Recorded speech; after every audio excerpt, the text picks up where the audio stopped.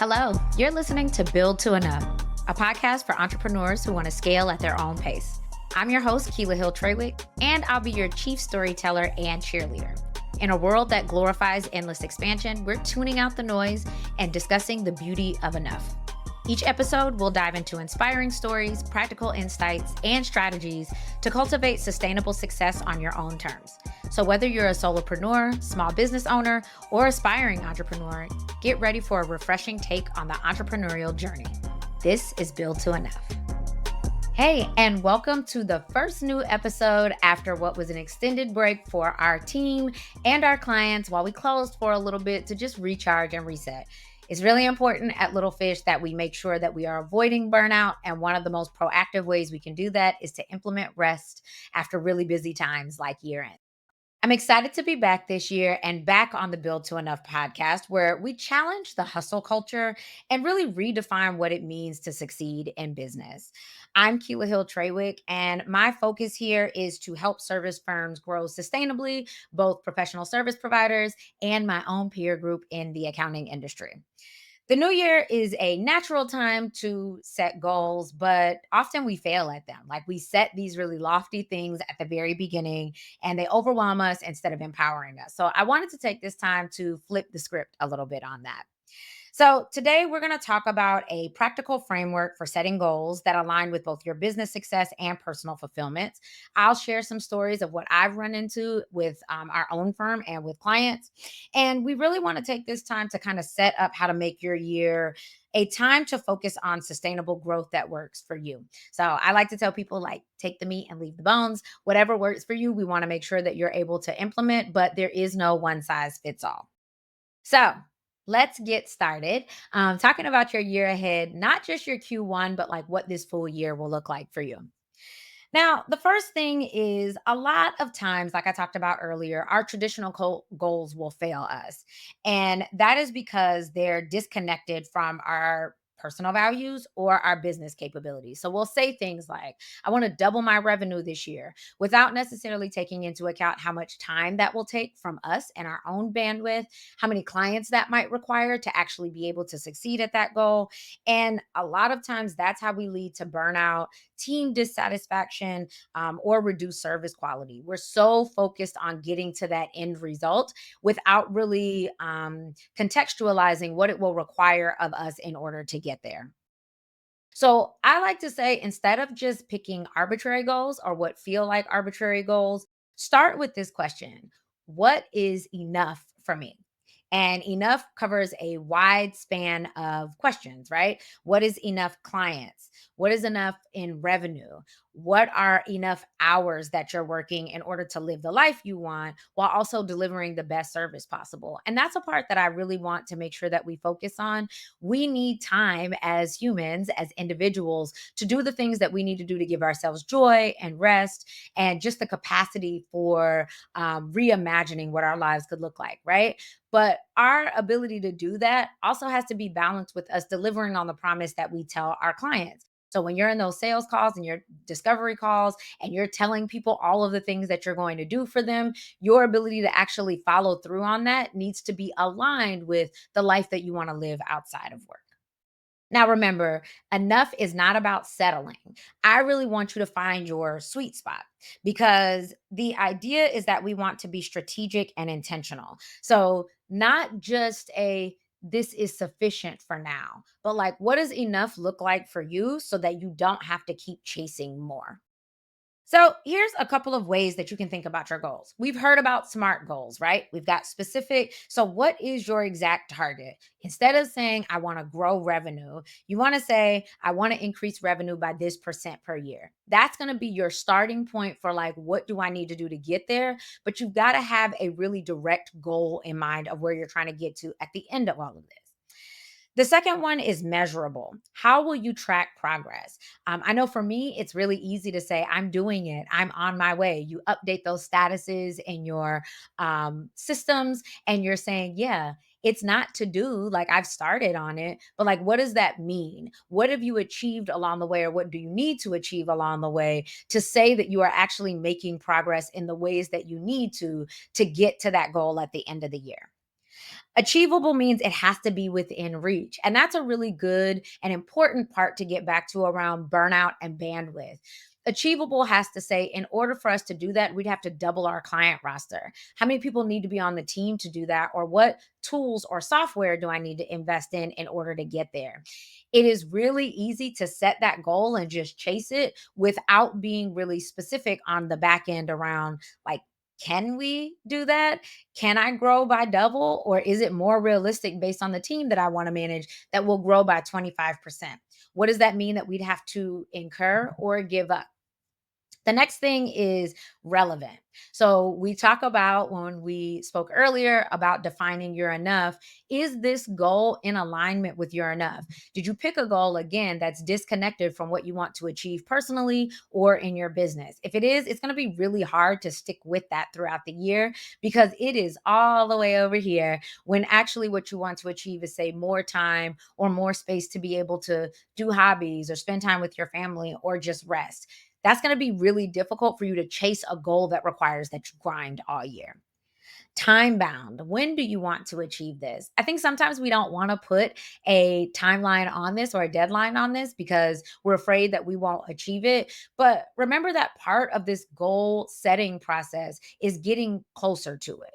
Not achieving it doesn't necessarily mean failure. You could have achieved all of these other things that you were trying to do without hitting this final goal. But your road to getting there matters too. So make sure that you have some time in place, some timeline in place for when you want to achieve these so that you can make sure you're staying on that path.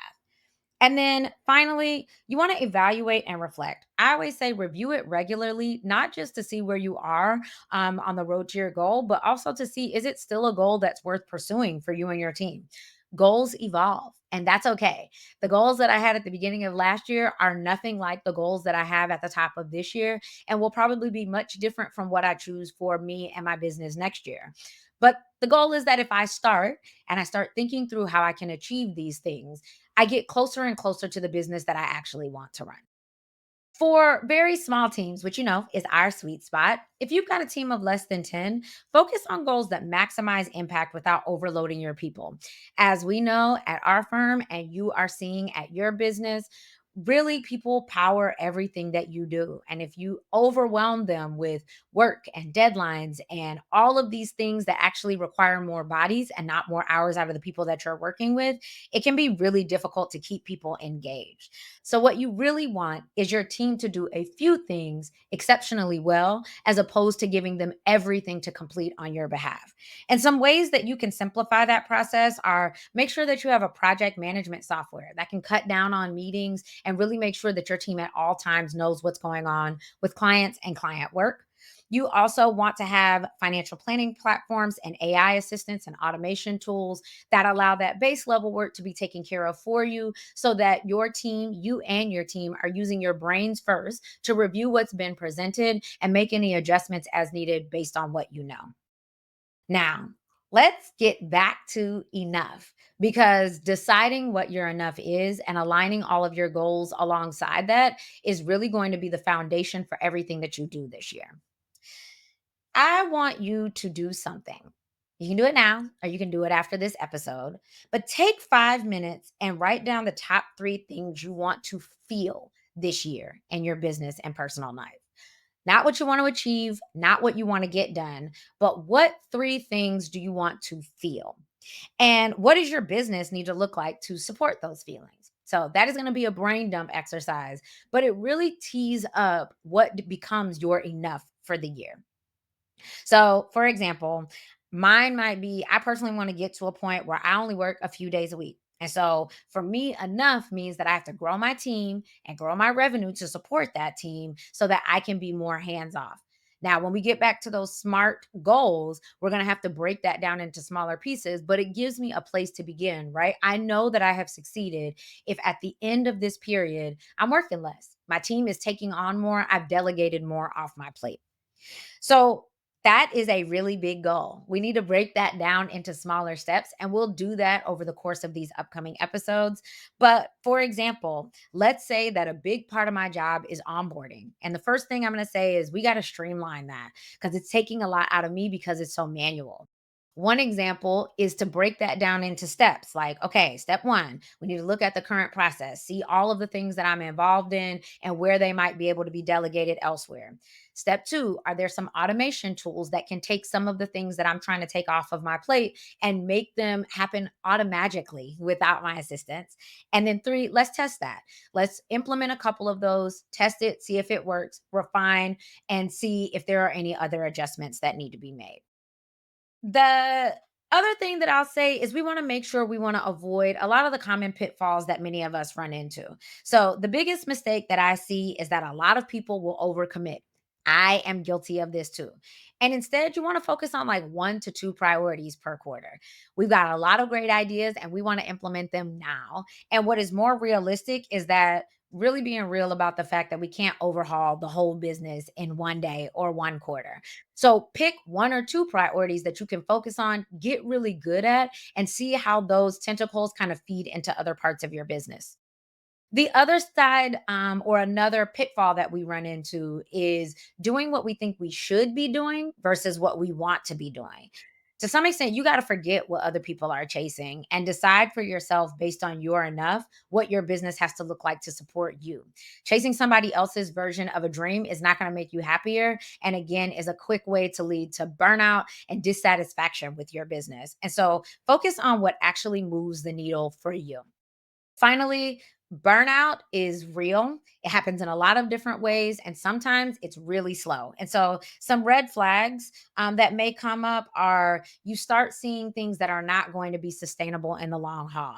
Anything from increasing late nights or weekends that you weren't working before, or more team feedback and pushback than you were getting before on what the processes are doing to your business. When you see that in yourself and in your team, I want to make sure that you have some ideas for course correction. So, one, revise your goals. If you've got these big goals and it seems like it's taking a lot and you were supposed to be finished with it by the end of this quarter, maybe adjust that deadline or adjust what you're trying to achieve. Delegate more. That means hiring. Sometimes it's able to be delegated to people that already work for you. And sometimes you need to bring on more people, not just employees, but service providers or other people that might be able to give you some support. Finally, I have run into these mistakes a lot when it comes to burnout. And I think that you have to recognize that this is an important time to give yourself rest. Not just in the I'm not doing anything, but the mental load that you are carrying. This might be a time to reduce the number of meetings that you're taking or the amount of deliverables or projects that you're taking on. Your ability to provide really good work to your clients and to your team starts from a place of you having a break and not being so overwhelmed that you really can't be your best self. All right. So, what can you do right now to get started? Here's a couple of things that I would say are some quick tips in order for you to move on this as fast as possible. The first thing is block an hour this week to reflect on your goals. Again, are they goals that you want? Have they been put upon you? Is it actually what you want to be chasing this year for you and your business? Make sure to choose at least one personal and one business goal and keep it simple. Don't overdo it. This is your first time at this, and you really are just kind of feeling out what's available to you. The next thing I would say is to identify one process to improve with automation, outsourcing, or streamlining. What can you get out of your plate onto another person on your team or a system that can take care of it for you? And share your goal with somebody, a peer, a coworker, a coach, anybody who might be able to help you with accountability to make sure that you're still striving for those goals, even when the beginning of the year kind of fireworks wear off. Finally, assess how you're progressing throughout the year. I'd say start with quarterly. Some goals will require more frequent check ins and some will need less, but make sure that you're looking at them throughout the year and not just setting it and forgetting it at the top of the year. The key is to start small. Small and consistent wins are what you're looking for, not just the big ones that kind of flash in your face. The small things are the big things. And so you want to do those right. All right. So And closing, remember that sustainable success starts with intentional action. So you want to keep them small, you want to keep them simple, you want to think about your enough and keep that as the continuing thread through everything that you're doing. Break your personal and business goals down into achievable steps that you can actually do that feel reasonable and acceptable in alignment with your business schedule and what your life requires of you. And then evaluate regularly. Again, if it's not the one anymore, take it off of your list. There's no need in making yourself even more anxious or overworked from a goal that is no longer even in alignment with what you want to achieve. So excited to be back and for this to be the first episode in our new year, and can't wait to get into more of these subjects throughout our time together. See you in a couple of weeks. Thank you for tuning in to another episode of Build to Enough. If you enjoyed today's episode, don't forget to subscribe, rate, and share the love with your fellow entrepreneur friends. And make sure to sign up for the Build to Enough newsletter. The link is in the show notes. Stay tuned for more episodes as we continue to redefine success one intentional step at a time.